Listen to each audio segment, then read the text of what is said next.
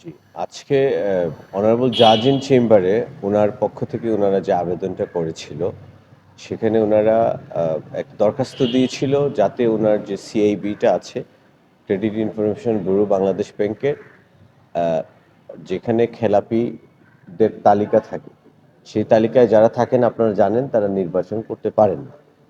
তো মহামান্য সুপ্রিম কোর্টের অনারেবল জাজ ইন চেম্বার আজকে সেই সিআইবিটাকে ওনার স্টে করেছেন। তার মাধ্যমে ওনার আপাতত এই সিআইবিটা স্টে হয়ে যাওয়ার কারণে নির্বাচনে কোনো বাধা থাকার কথা না। কি ছিল আসলে পুরো বিষয়টা নিয়ে প্রেক্ষাপটটা বলতেন আমাদেরকে।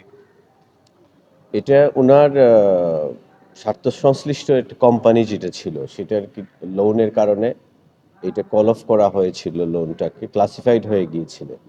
তো পরবর্তীতে এইটাকে পুনরায় তফসিল করা হয়েছে এবং পুনরায় এটা এখন এই মুহূর্তে এটা রেগুলারাইজড অবস্থা চলে আসছে ওনার আবেদনের প্রেক্ষিতে, যার ফলশ্রুতিতে এই মুহূর্তে ইসলামী ব্যাংকের সাথে ওনাকে আর খেলাপি ঋণ গ্রহীতা হিসাবে আমরা ওনাকে নির্দিষ্ট করছি না।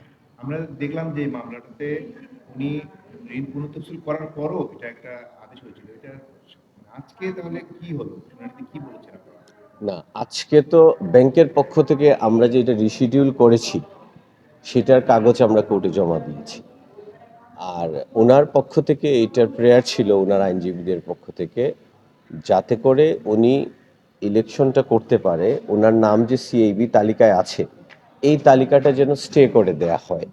তো ওনার সেই আবেদনের ভিত্তিতে মহামান্য সুপ্রিম কোর্টের অনারেবল জাজ ইন চেম্বার আজকে সেটার উপর স্থগিতাদেশ দিয়েছে, ওনার সিআইবিটাকে স্টে করেছে। এর ফলে নির্বাচনে শুনানিতে ওনার আমি মনে করি না, যদি উনি অন্য কোনো ব্যাংকের খেলাপি না থাকেন বা অন্য কোনো অযোগ্যতা না থাকে, তাহলে শুধুমাত্র ইসলামী ব্যাংকের সাথে ওনার স্বার্থ সংশ্লিষ্ট কোম্পানির লোন থাকার দরুন নির্বাচনে ওনার কোনো বাধা সৃষ্টি হবে না।